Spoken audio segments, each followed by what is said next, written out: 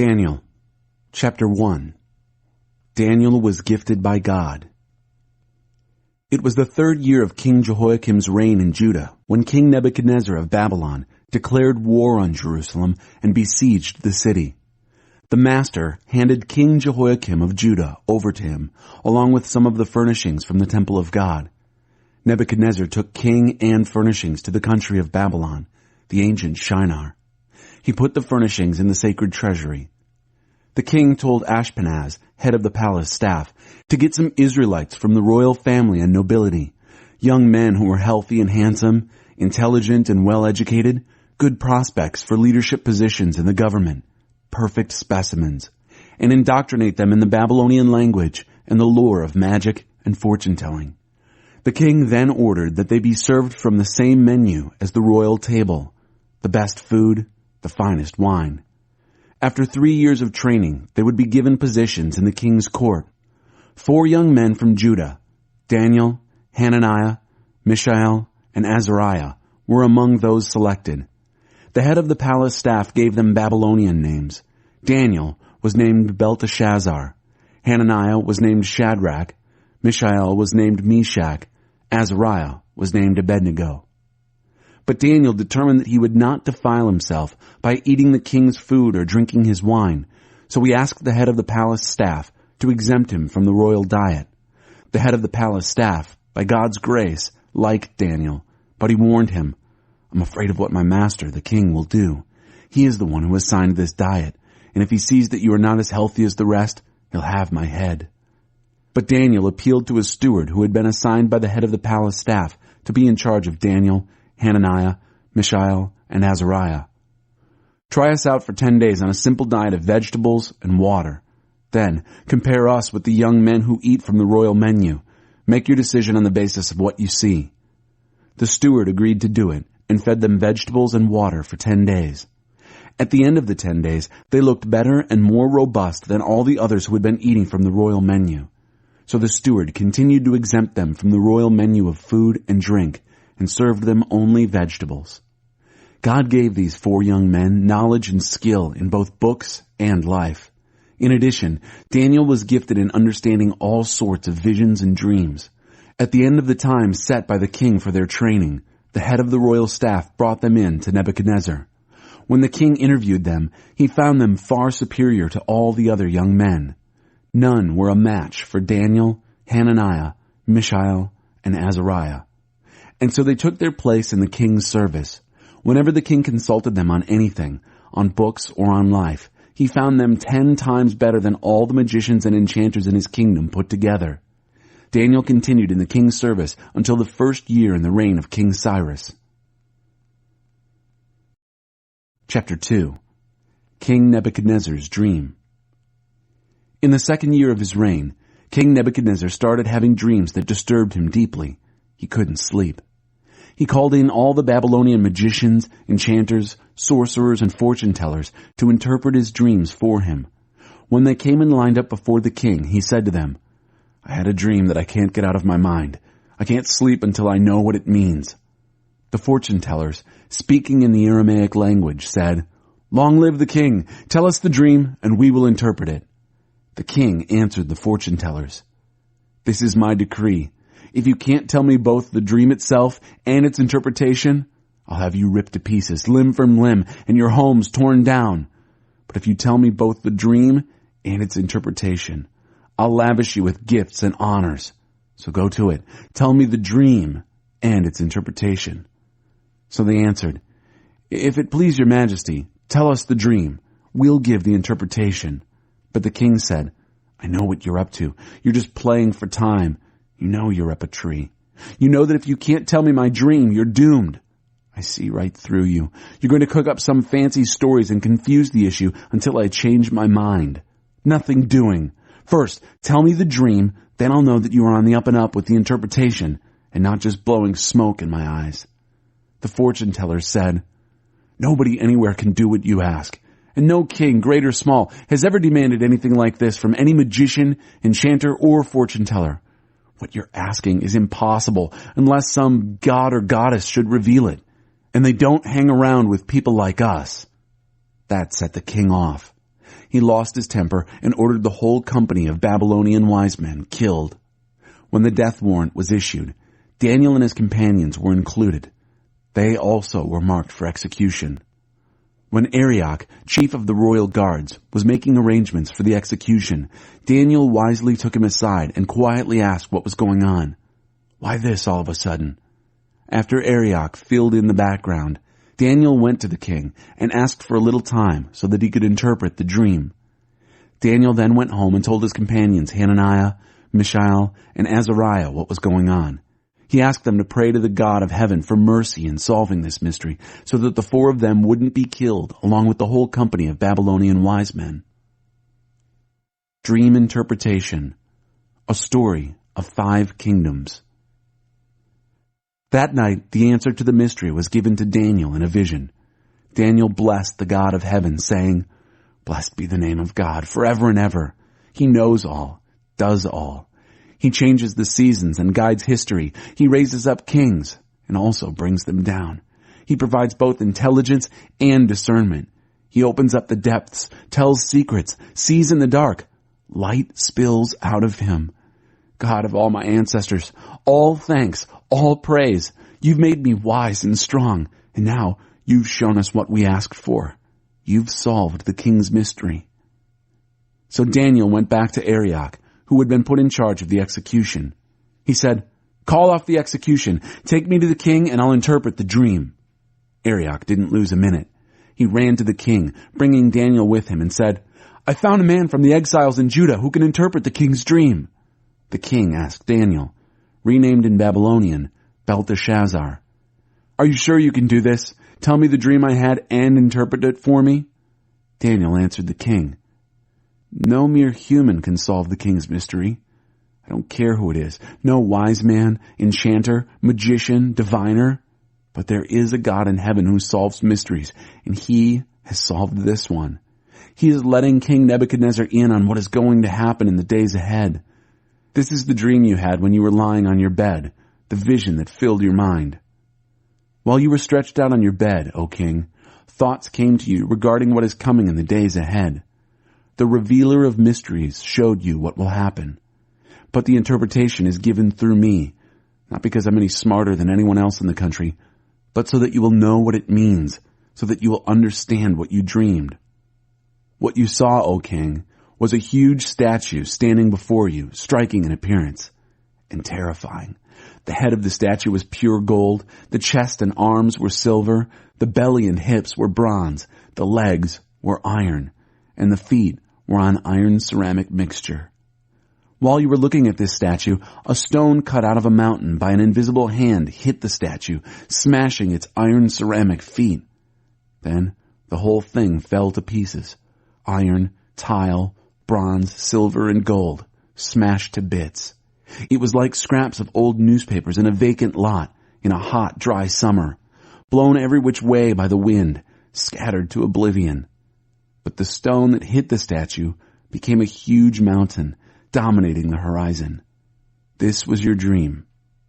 And now we'll interpret it for the king. You, O king, are the most powerful king on earth. The God of heaven has given you the works, rule, power, strength, and glory. He has put you in charge of men and women, wild animals and birds all over the world. You're the head ruler. You are the head of gold. But your rule will be taken over by another kingdom, inferior to yours, and that one by a third, a bronze kingdom, but still ruling the whole land, and after that, by a fourth kingdom, iron-like in strength. Just as iron smashes things to bits, breaking and pulverizing, it will bust up the previous kingdoms. But then the feet and toes that ended up as a mixture of ceramic and iron will deteriorate into a mongrel kingdom with some remains of iron in it. Just as the toes of the feet were part ceramic and part iron, it will end up a mixed bag of the breakable and unbreakable. That kingdom won't bond, won't hold together any more than iron and clay hold together. But throughout the history of these kingdoms, the God of heaven will be building a kingdom that will never be destroyed, nor will this kingdom ever fall under the domination of another. In the end, it will crush the other kingdoms and finish them off and come through it all standing strong and eternal. it will be like the stone cut from the mountain by the invisible hand that crushed the iron, the bronze, the ceramic, the silver, and the gold. The great God has let the king know what will happen in the years to come. This is an accurate telling of the dream, and the interpretation is also accurate. When Daniel finished, King Nebuchadnezzar fell on his face in awe before Daniel. He ordered the offering of sacrifices and burning of incense in Daniel's honor. He said to Daniel, "Your God is beyond question the God of all gods, the master of all kings, and he solves all mysteries. I know, because you've solved this mystery." Then the king promoted Daniel to a high position in the kingdom, lavished him with gifts, and made him governor over the entire province of Babylon and the chief in charge of all the Babylonian wise men. At Daniel's request, the king appointed Shadrach, Meshach, and Abednego to administrative posts throughout Babylon, while Daniel governed from the royal headquarters. Chapter 3. 4 Men in the Furnace. King Nebuchadnezzar built a gold statue, 90 feet high and 9 feet thick. He set it up on the Dura plain in the province of Babylon. He then ordered all the important leaders in the province, everybody who was anybody, to the dedication ceremony of the statue. They all came for the dedication, all the important people, and took their places before the statue that Nebuchadnezzar had erected. A herald then proclaimed in a loud voice, "Attention everyone, every race, color, and creed, listen. When you hear the band strike up, all the trumpets and trombones, the tubas and baritones, the drums and cymbals, fall to your knees and worship the gold statue that King Nebuchadnezzar has set up. Anyone who does not kneel and worship shall be thrown immediately into a roaring furnace." The band started to play, a huge band equipped with all the musical instruments of Babylon, and everyone, every race, color, and creed, fell to their knees and worshipped the gold statue that King Nebuchadnezzar had set up. Just then, some Babylonian fortune-tellers stepped up and accused the Jews. They said to King Nebuchadnezzar, "Long live the king! You gave strict orders, O king, that when the big band started playing, everyone had to fall to their knees and worship the gold statue, and whoever did not go to their knees and worship it had to be pitched into a roaring furnace. Well, there are some Jews here, Shadrach, Meshach, and Abednego, whom you have placed in high positions in the province of Babylon. These men are ignoring you, O king. They don't respect your gods, and they won't worship the gold statue you set up." Furious, King Nebuchadnezzar ordered Shadrach, Meshach, and Abednego to be brought in. When the men were brought in, Nebuchadnezzar asked, "Is it true, Shadrach, Meshach, and Abednego, that you don't respect my gods and refuse to worship the gold statue that I have set up? I'm giving you a second chance, but from now on, when the big band strikes up, you must go to your knees and worship the statue I have made. If you don't worship it, you will be pitched into a roaring furnace, no questions asked. Who is the God who can rescue you from my power?" Shadrach, Meshach, and Abednego answered King Nebuchadnezzar, "Your threat means nothing to us. If you throw us in the fire, the God we serve can rescue us from your roaring furnace and anything else you might cook up, O king. But even if he doesn't, it wouldn't make a bit of difference, O king. We still wouldn't serve your gods or worship the gold statue you set up." Nebuchadnezzar, his face purple with anger, cut off Shadrach, Meshach, and Abednego. He ordered the furnace fired up 7 times hotter than usual. He ordered some strong men from the army to tie them up, hands and feet, and throw them into the roaring furnace. Shadrach, Meshach, and Abednego, bound hand and foot, fully dressed from head to toe, were pitched into the roaring fire. Because the king was in such a hurry and the furnace was so hot, flames from the furnace killed the men who carried Shadrach, Meshach, and Abednego to it, while the fire raged around Shadrach, Meshach, and Abednego. Suddenly, King Nebuchadnezzar jumped up in alarm and said, "Didn't we throw 3 men, bound hand and foot, into the fire?" "That's right, O king," they said. "But look," he said, "I see 4 men walking around freely in the fire, completely unharmed, and the 4th man looks like a son of the gods." Nebuchadnezzar went to the door of the roaring furnace and called in, "Shadrach, Meshach, and Abednego, servants of the high God, come out here." Shadrach, Meshach, and Abednego walked out of the fire. All the important people, The government leaders and king's counselors gathered around to examine them and discovered that the fire hadn't so much as touched the three men. Not a hair singed, not a scorch mark on their clothes, not even the smell of fire on them. Nebuchadnezzar said, "Blessed be the God of Shadrach, Meshach, and Abednego. He sent his angel and rescued his servants who trusted in him. They ignored the king's orders and laid their bodies on the line rather than serve or worship any god but their own. Therefore I issue this decree. Anyone anywhere of any race, color, or creed who says anything against the God of Shadrach, Meshach, and Abednego will be ripped to pieces, limb from limb, and their houses torn down. There's never been a God who can pull off a rescue like this." Then the king promoted Shadrach, Meshach, and Abednego in the province of Babylon. Chapter 4. A Dream of a Chopped Down Tree. King Nebuchadnezzar to everyone, everywhere, every race, color, and creed. Peace and prosperity to all. It is my privilege to report to you the gracious miracles that the high God has done for me. His miracles are staggering. His wonders are surprising. His kingdom lasts and lasts. His sovereign rule goes on forever. I, Nebuchadnezzar, was at home taking it easy in my palace, without a care in the world. But as I stretched out on my bed, I had a dream that scared me, a nightmare that shook me. I sent for all the wise men of Babylon so that they could interpret the dream for me. When they were all assembled, magicians, enchanters, fortune-tellers, witches, I told them the dream. None could tell me what it meant. And then Daniel came in. His Babylonian name is Belteshazzar, named after my God, a man full of the divine Holy Spirit. I told him my dream. "Belteshazzar," I said, "chief of the magicians, I know that you are a man full of the divine Holy Spirit and that there is no mystery that you can't solve. Listen to this dream that I had and interpret it for me. This is what I saw as I was stretched out on my bed. I saw a big, towering tree at the center of the world. As I watched, the tree grew huge and strong. Its top reached the sky, and it could be seen from the four corners of the earth. Its leaves were beautiful, its fruit abundant, enough food for everyone. Wild animals found shelter under it, birds nested in its branches, everything living was fed and sheltered by it.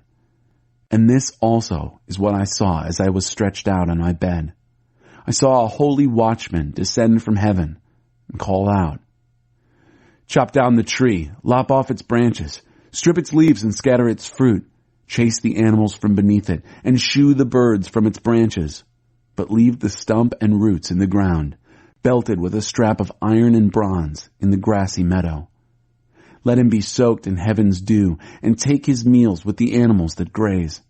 Let him lose his mind and get an animal's mind in exchange.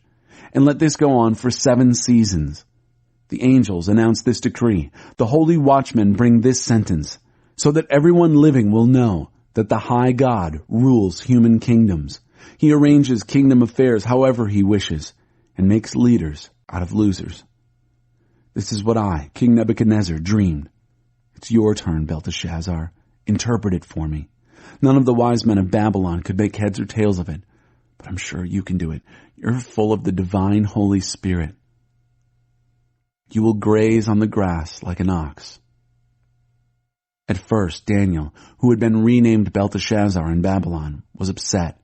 The thoughts that came swarming into his mind terrified him. Belteshazzar, the king said, "Stay calm. Don't let the dream and its interpretation scare you." "My master," said Belteshazzar, "I wish this dream were about your enemies and its interpretation for your foes. The tree you saw that grew so large and sturdy, with its top touching the sky, visible from the 4 corners of the world, the tree with the luxuriant foliage and abundant fruit, enough for everyone, the tree under which animals took cover and in which birds built nests. You, O king, are that tree. You have grown great and strong. Your royal majesty reaches sky high, and your sovereign rule stretches to the 4 corners of the world." But the part about the holy angel descending from heaven and proclaiming, "Chop down the tree, destroy it, but leave stump and roots in the ground, belted with a strap of iron and bronze in the grassy meadow. Let him be soaked with heaven's dew, and take his meals with the grazing animals for 7 seasons. This, O king, also refers to you. It means that the high God has sentenced my master the king. You will be driven away from human company and live with the wild animals. You will graze on grass like an ox. You will be soaked in heaven's dew. This will go on for 7 seasons, and you will learn that the high God rules over human kingdoms and that he arranges all kingdom affairs. The part about the tree stump and roots being left means that your kingdom will still be there for you after you learn that it is heaven that runs things. So, King, take my advice. Make a clean break with your sins and start living for others. Quit your wicked life and look after the needs of the down and out. Then you will continue to have a good life. The loss and regaining of a mind and a kingdom.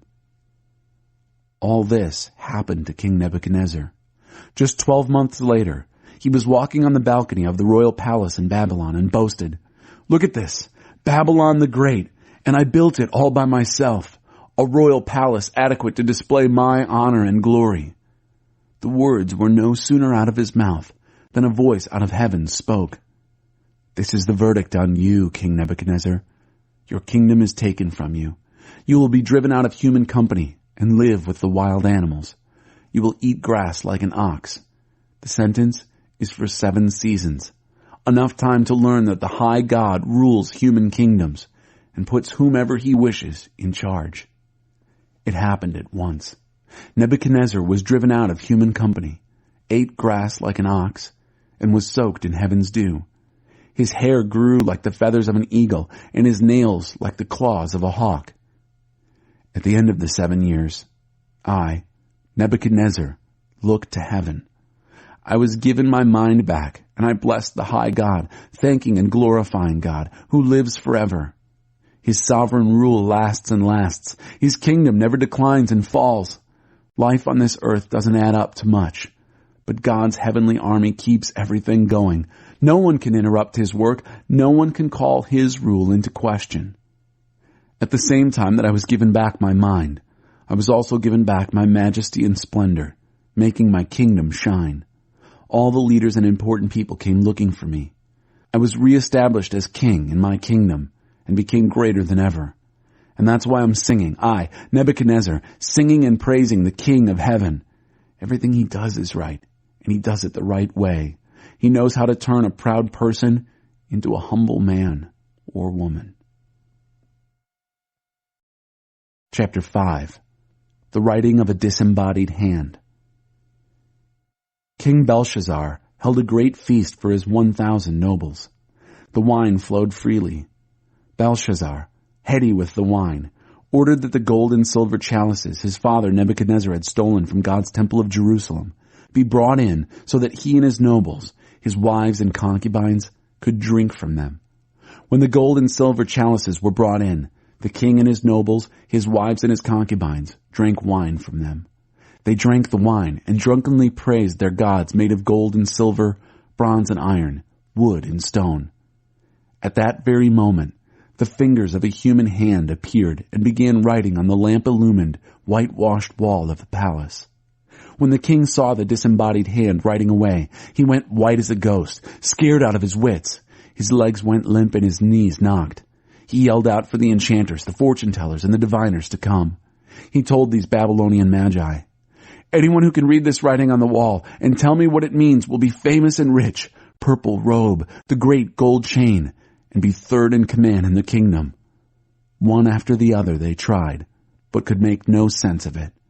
They could neither read what was written nor interpret it to the king. So now the king was really frightened. All the blood drained from his face. The nobles were in a panic. The queen heard of the hysteria among the king and his nobles and came to the banquet hall. She said, "Long live the king! Don't be upset. Don't sit around looking like ghosts. There is a man in your kingdom who is full of the divine Holy Spirit. During your father's time, he was well known for his intellectual brilliance and spiritual wisdom. He was so good that your father, King Nebuchadnezzar, made him the head of all the magicians, enchanters, fortune-tellers, and diviners. There was no one quite like him. He could do anything, interpret dreams, solve mysteries, explain puzzles. His name is Daniel, but he was renamed Belteshazzar by the king. Have Daniel called in. He'll tell you what is going on here." So Daniel was called in. The king asked him, "Are you the Daniel who was one of the Jewish exiles my father brought here from Judah?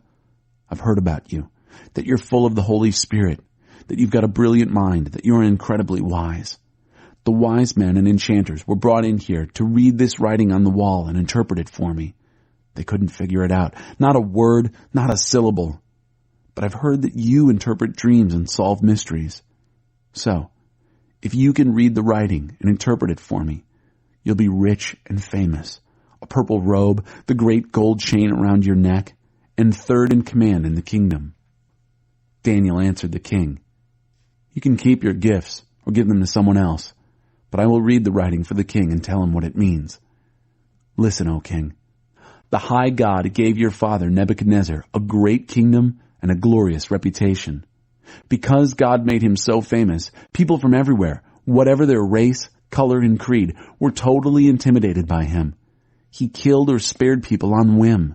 He promoted or humiliated people capriciously. He developed a big head and a hard spirit. Then God knocked him off his high horse and stripped him of his fame. He was thrown out of human company, lost his mind, and lived like a wild animal. He ate grass like an ox and was soaked by heaven's dew until he learned his lesson, that the high God rules human kingdoms and puts anyone he wants in charge. You are his son and have known all this, yet you're as arrogant as he ever was. Look at you, setting yourself up in competition against the master of heaven. You had the sacred chalices from his temple brought into your drunken party so that you and your nobles, your wives and your concubines could drink from them. You used the sacred chalices to toast your gods of silver and gold, bronze and iron, wood and stone, blind, deaf, and imbecile gods. But you treat with contempt the living God who holds your entire life from birth to death in his hand. God sent the hand that wrote on the wall, and this is what is written: Mene, Tekel, and Pires. This is what the words mean. Mene. God has numbered the days of your rule, and they don't add up. Tekel. You have been weighed on the scales, and you don't weigh much. Pires. Your kingdom has been divided up and handed over to the Medes and Persians. Belshazzar did what he had promised. He robed Daniel in purple, draped the great gold chain around his neck, and promoted him to third in charge in the kingdom. That same night, the Babylonian king Belshazzar was murdered. He was 62 years old. Darius the Mede succeeded him as king. Chapter 6. Daniel in the Lion's Den. Darius reorganized his kingdom. He appointed 120 governors to administer all the parts of his realm. Over them were 3 vice-regents, one of whom was Daniel. The governors reported to the vice-regents, who made sure that everything was in order for the king. But Daniel, brimming with spirit and intelligence, so completely outclassed the other vice-regents and governors that the king decided to put him in charge of the whole kingdom. The vice-regents and governors got together to find some old scandal or skeleton in Daniel's life that they could use against him, but they couldn't dig up anything. He was totally exemplary and trustworthy. They could find no evidence of negligence or misconduct. So they finally gave up and said, "We're never going to find anything against this Daniel unless we can cook up something religious." The vice-regents and governors conspired together and then went to the king and said, "King Darius, live forever. We've convened your vice-regents, governors, and all your leading officials, and have agreed that the king should issue the following decree. For the next 30 days, no one is to pray to any god or mortal, except you, O king. Anyone who disobeys will be thrown into the lion's den. Issue this decree, O king, and make it unconditional, as if written in stone like all the laws of the Medes and the Persians." King Darius signed the decree. When Daniel learned that the decree had been signed and posted, he continued to pray just as he had always done. His house had windows in the upstairs that opened toward Jerusalem. 3 times a day he knelt there in prayer, thanking and praising his God. The conspirators came and found him praying, asking God for help. They went straight to the king and reminded him of the royal decree that he had signed. "Did you not," they said, "sign a decree forbidding anyone to pray to any god or man except you for the next 30 days? and anyone caught doing it would be thrown into the lion's den? Absolutely, said the king, written in stone, like all the laws of the Medes and Persians. Then they said, Daniel, one of the Jewish exiles, ignores you, O king, and defies your decree. 3 times a day he prays. At this, the king was very upset and tried his best to get Daniel out of the fix he'd put him in. He worked at it the whole day long. But then the conspirators were back. Remember, O king, it's the law of the Medes and Persians that the king's decree can never be changed. The king caved in and ordered Daniel brought and thrown into the lion's den. But he said to Daniel, Your God, to whom you are so loyal, is going to get you out of this. A stone slab was placed over the opening of the den. The king sealed the cover with his signet ring and the signet rings of all his nobles, fixing Daniel's fate. The king then went back to his palace. He refused supper. He couldn't sleep. He spent the night fasting. At daybreak, the king got up and hurried to the lion's den. As he approached the den, he called out anxiously, Daniel, servant of the living God, has your God, whom you serve so loyally, saved you from the lions?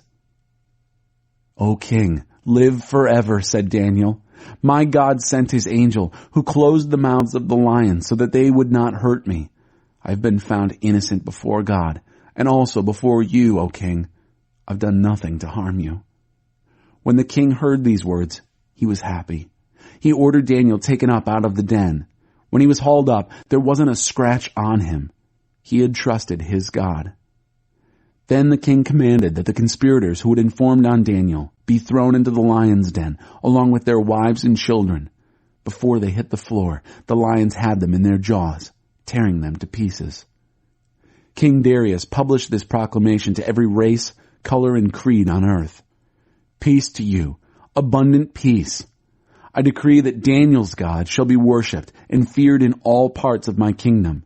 He is the living God, world without end. His kingdom never falls. His rule continues eternally. He is a savior and rescuer. He performs astonishing miracles in heaven and on earth. He saved Daniel from the power of the lions. From then on, Daniel was treated well during the reign of Darius, and also in the following reign of Cyrus the Persian. Chapter 7. A vision of 4 animals. In the first year of the reign of King Belshazzar of Babylon, Daniel had a dream. What he saw as he slept in his bed terrified him, a real nightmare.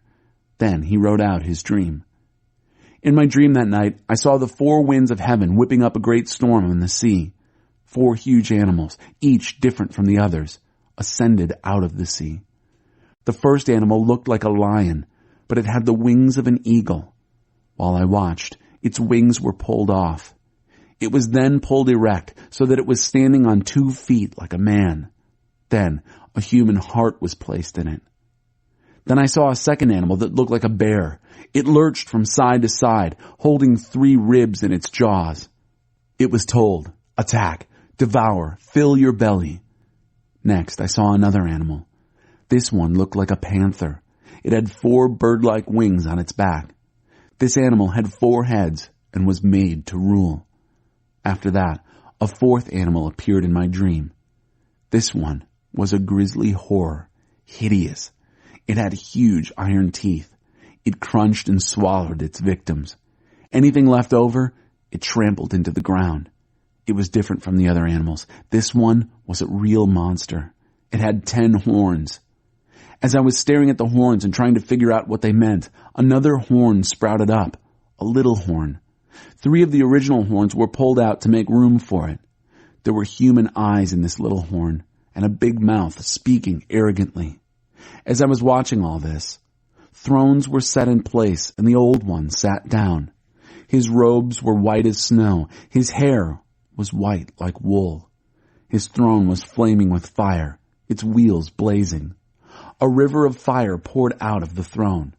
Thousands upon thousands served him. Tens of thousands attended him. The courtroom was called to order, and the books were opened. I kept watching. The little horn was speaking arrogantly. Then, as I watched, the monster was killed and its body cremated in a roaring fire. The other animals lived on for a limited time, but they didn't really do anything, had no power to rule. My dream continued. I saw a human form, a son of man, arriving in a whirl of clouds. He came to the Old One and was presented to him. He was given power to rule, all the glory of royalty.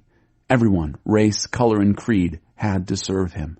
His rule would be forever, never ending.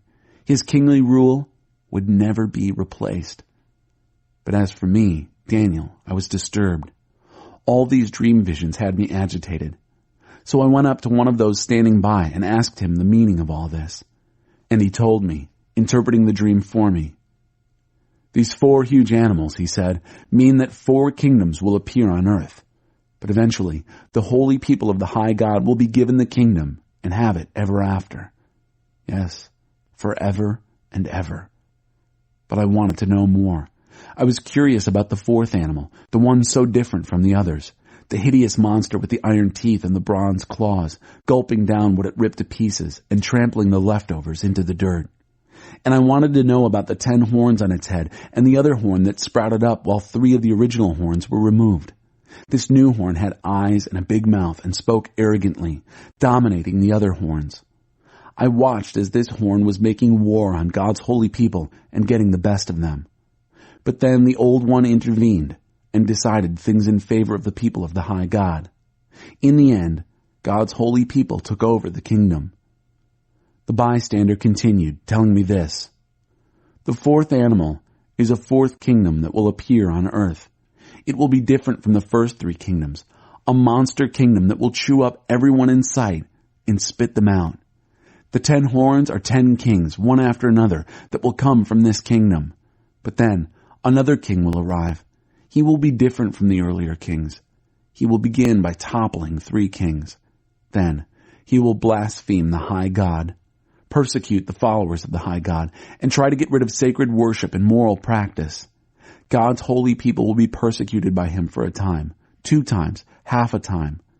But when the court comes to order, the horn will be stripped of its power and totally destroyed. Then the royal rule and the authority and the glory of all the kingdoms under heaven will be handed over to the people of the high God. Their royal rule will last forever. All other rulers will serve and obey them. And there it ended. I, Daniel, was in shock. I was like a man who had seen a ghost, but I kept it all to myself. Chapter 8. A vision of a ram and a billy goat. In King Belshazzar's 3rd year as king, another vision came to me, Daniel. This was now the 2nd vision. In the vision, I saw myself in Susa, the capital city of the province Elam, standing at the Ulai Canal. Looking around, I was surprised to see a ram also standing at the gate.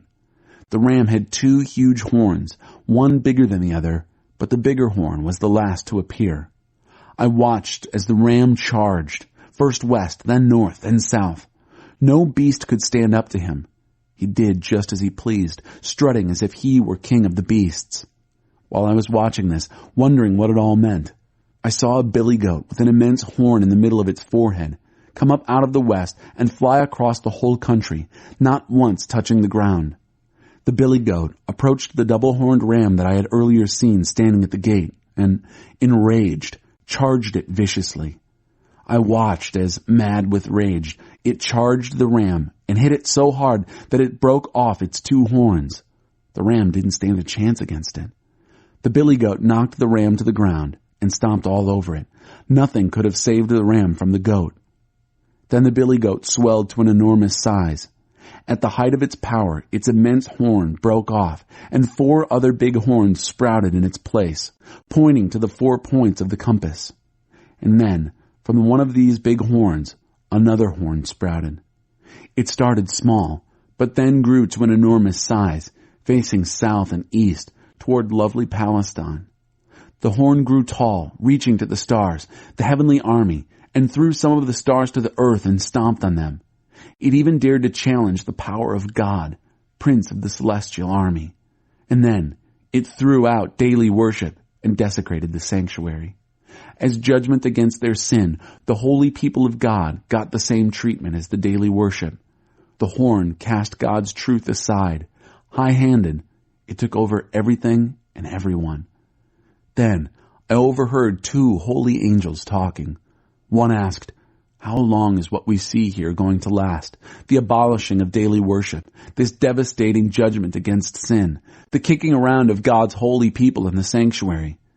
The other answered, "Over the course of 2,300 sacrifices, evening and morning. Then the sanctuary will be set right again." While I, Daniel, was trying to make sense of what I was seeing, suddenly there was a human-like figure standing before me. Then I heard a man's voice from over by the Ulai Canal calling out, "Gabriel, tell this man what is going on. Explain the vision to him." He came up to me, but when he got close, I became terrified and fell face down on the ground. He said, "Understand that this vision has to do with the time of the end." As soon as he spoke, I fainted, my face in the dirt. But he picked me up and put me on my feet. And then he continued, "I want to tell you what is going to happen as the judgment days of wrath wind down, for there is going to be an end to all this. The double-horned ram you saw stands for the two kings of the Medes and Persians. The billy goat stands for the kingdom of the Greeks. The huge horn on its forehead is the first Greek king. The 4 horns that sprouted after it was broken off are the 4 kings that come after him, but without his power. As their kingdoms cool down and rebellions heat up, a king will show up, hard-faced, a master trickster. His power will swell enormously. He'll talk big, high-handedly, doing whatever he pleases, knocking off heroes and holy ones left and right. He'll plot and scheme to make crime flourish, and oh, how it will flourish. He'll think he's invincible and get rid of anyone who gets in his way. But when he takes on the prince of all princes, he'll be smashed to bits, but not by human hands. This vision of the 2,300 sacrifices, evening and morning, is accurate, but confidential. Keep it to yourself. It refers to the far future. I, Daniel, walked around in a daze, unwell for days. Then I got a grip on myself and went back to work taking care of the king's affairs. But I continued to be upset by the vision. I couldn't make sense of it. Chapter 9. God's Covenant Commitment. Darius, son of Ahasuerus, born a Mede, became king over the land of Babylon. In the first year of his reign, I, Daniel, was meditating on the scriptures that gave, according to the word of God to the prophet Jeremiah, the number of years that Jerusalem had to lie in ruins, namely 70. I turned to the Master God, asking for an answer, praying earnestly, fasting from meals, wearing rough penitential burlap, and kneeling in the ashes. I poured out my heart, bearing my soul to God, my God. O Master, great and august God, you never waver in your covenant commitment, never give up on those who love you and do what you say. Yet we have sinned in every way imaginable. We've done evil things, rebelled, dodged and taken detours around your clearly marked paths. We've turned a deaf ear to your servants, the prophets, who preached your word to our kings and leaders, our parents, and all the people in the land.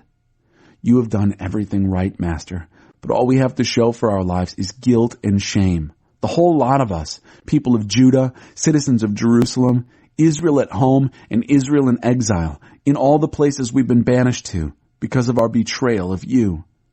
Oh yes, God, we've been exposed in our shame, all of us, our kings, leaders, parents, before the whole world, and deservedly so, because of our sin.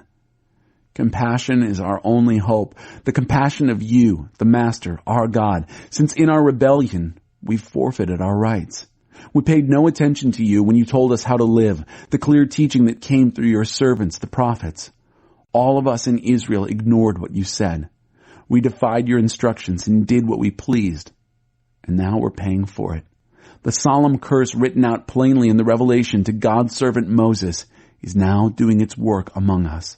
The wages of our sin against you. You did to us and our rulers what you said you would do. You brought this catastrophic disaster on us, the worst disaster on record, and in Jerusalem. Just as written in God's revelation to Moses, the catastrophe was total. Nothing was held back. We kept at our sinning, never giving you a second thought, oblivious to your clear warning. And so, you had no choice but to let the disaster loose on us in full force. You, our God, had a perfect right to do this, since we persistently and defiantly ignored you. Master, you are our God, for you delivered your people from the land of Egypt in a show of power. People are still talking about it. We confess that we have sinned, that we have lived bad lives, following the lines of what you have always done in setting things right, setting people right. Please stop being so angry with Jerusalem, your very own city, your holy mountain. We know it's our fault that this has happened, all because of our sins and our parents' sins. And now we're an embarrassment to everyone around us.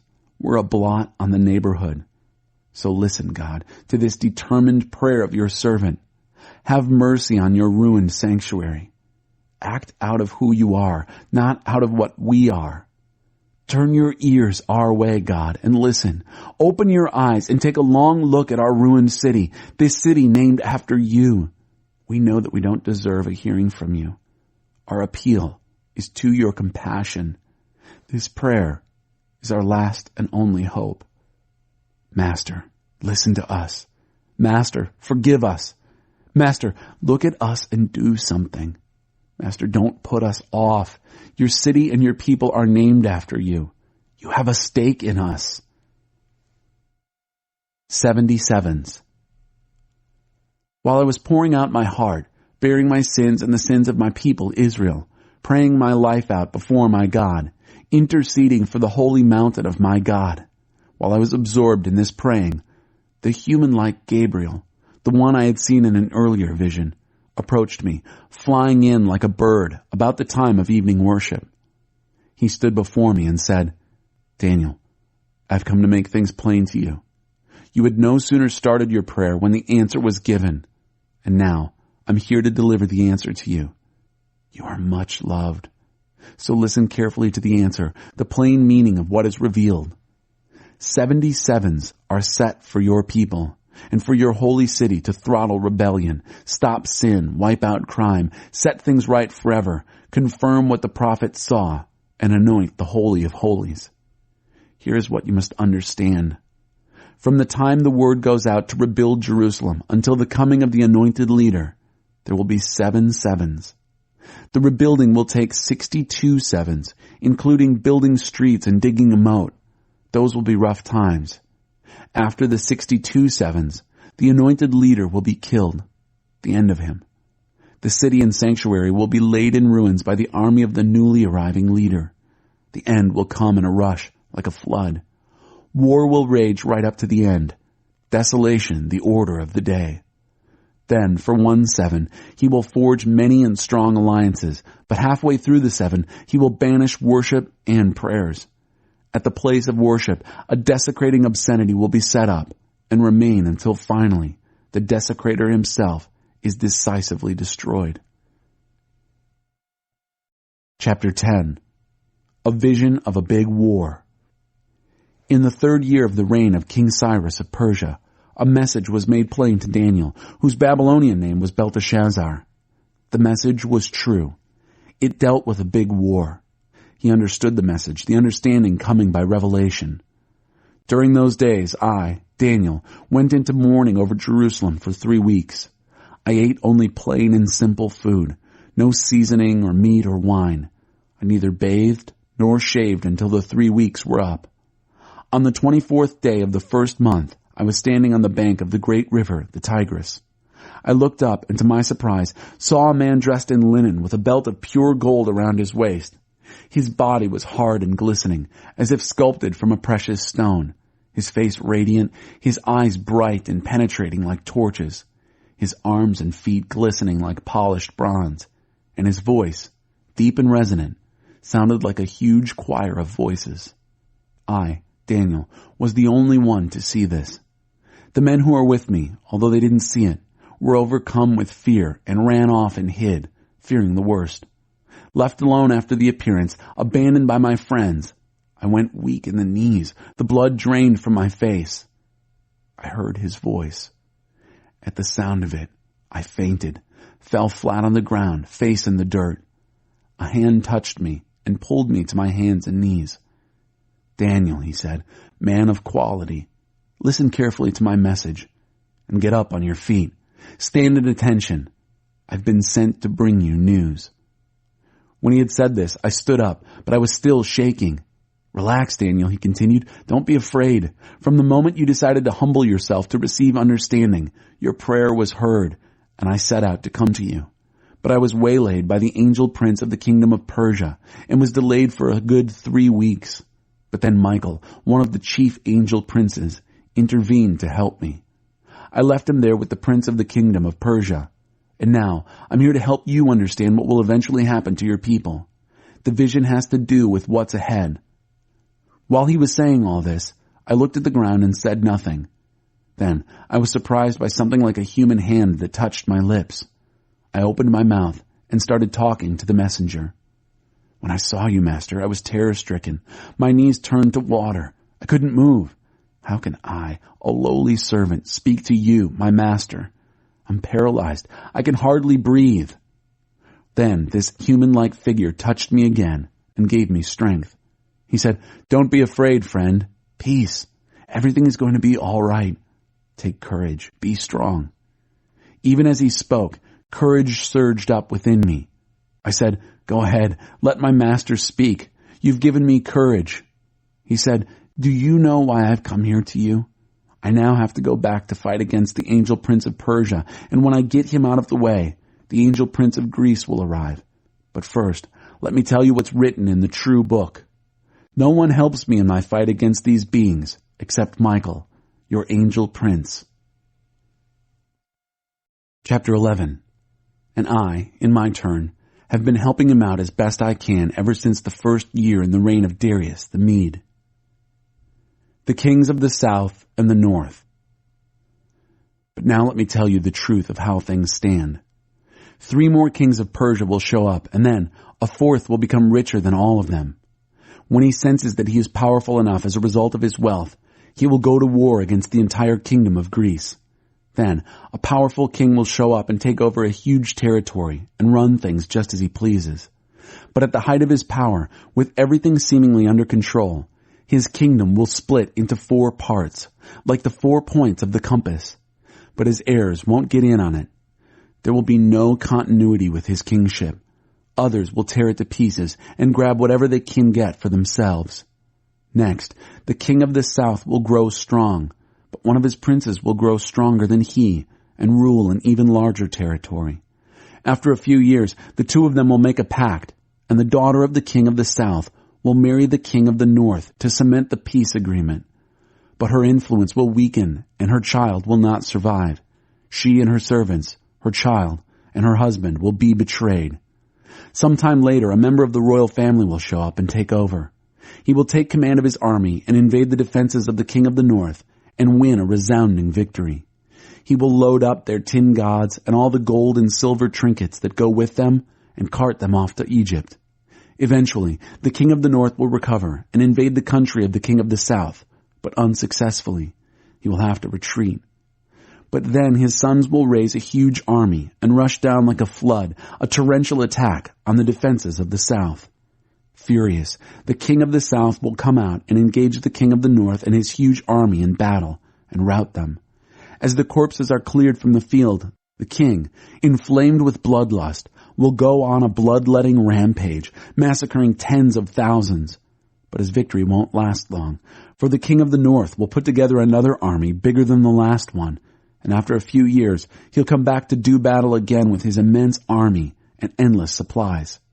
In those times, many others will get into the act and go off to fight against the king of the south. Hotheads from your own people, drunk on dreams, will join them, but they'll sputter out. When the king of the north arrives, he'll build siege works and capture the outpost fortress city. The armies of the south will fall to pieces before him. Not even their famous commando shock troops will slow down the attacker. He'll march in big as you please, as if he owned the place. He'll take over that beautiful country, Palestine, and make himself at home in it. Then he'll proceed to get everything, lock, stock, and barrel, in his control. He'll cook up a peace treaty and even give his daughter in marriage to the king of the south in a plot to destroy him totally. But the plot will fizzle. It won't succeed. Later, he'll turn his attention to the coastal regions and capture a bunch of prisoners, but a general will step in and put a stop to his bullying ways. The bully will be bullied. He'll go back home and tend to his own military affairs. But by then, he'll be washed up and soon will be heard of no more. He will be replaced shortly by a real loser, his rule, reputation, and authority already in shreds. And he won't last long. He'll slip out of history quietly, without even a fight. His place will be taken by a reject, a man spurned and passed over for advancement. He'll surprise everyone, seemingly coming out of nowhere, and will seize the kingdom. He'll come in like a steamroller, flattening the opposition. Even the Prince of the Covenant will be crushed. After negotiating a ceasefire, he'll betray its terms. With a few henchmen, he'll take total control. Arbitrarily and impulsively, he'll invade the richest provinces. He'll surpass all his ancestors, near and distant, in his rape of the country, grabbing and looting, living with his cronies in corrupt and lavish luxury. He will make plans against the fortress cities, but they'll turn out to be short-sighted. He'll get a great army together, all charged up to fight the king of the south. The king of the south, in response, will get his army, an even greater army, in place, ready to fight. But he won't be able to sustain that intensity for long because of the treacherous intrigue in his own ranks, his court having been honeycombed with vicious plots. His army will be smashed, the battlefield filled with corpses. The two kings, each with evil designs on the other, will sit at the conference table and trade lies. Nothing will come of the treaty, which is nothing but a tissue of lies anyway. But that's not the end of it. There's more to this story. The king of the north will go home loaded down with plunder, but his mind will be set on destroying the Holy Covenant as he passes through the country on his way home. 1 year later, he will mount a fresh invasion of the south, but the second invasion won't compare to the first. When the Roman ships arrive, he will turn tail and go back home. But as he passes through the country, he will be filled with anger at the Holy Covenant. He will take up with all those who betray the Holy Covenant, favoring them. The bodyguards surrounding him will march in and desecrate the sanctuary and citadel. They'll throw out the daily worship and set up in its place the obscene sacrilege. The king of the north will play up to those who betray the Holy Covenant, corrupting them even further with his seductive talk. But those who stay courageously loyal to their God will take a strong stand. Those who keep their heads on straight will teach the crowds right from wrong by their example. They'll be put to severe testing for a season. Some killed, some burned, some exiled, some robbed. When the testing is intense, they'll get some help, but not much. Many of the helpers will be half-hearted at best. The testing will refine, cleanse, and purify those who keep their heads on straight and stay true, for there is still more to come. Meanwhile, the king of the north will do whatever he pleases. He'll puff himself up and posture himself as greater than any god. He will even dare to brag and boast in defiance of the God of gods. And he'll get by with it for a while, until this time of wrathful judgment is completed, for what is decreed must be done. He will have no respect for the gods of his ancestors, not even that popular favorite among women, Adonis. Contemptuous of every god and goddess, the king of the north will puff himself up greater than all of them. He'll even stoop to despising the God of the holy ones, and in the place where God is worshipped, he will put on exhibit, with a lavish show of silver and gold and jewels, a new god that no one has ever heard of. Marching under the banner of a strange god, he will attack the key fortresses. He will promote everyone who falls into line behind this god, putting them in positions of power and paying them off with grants of land.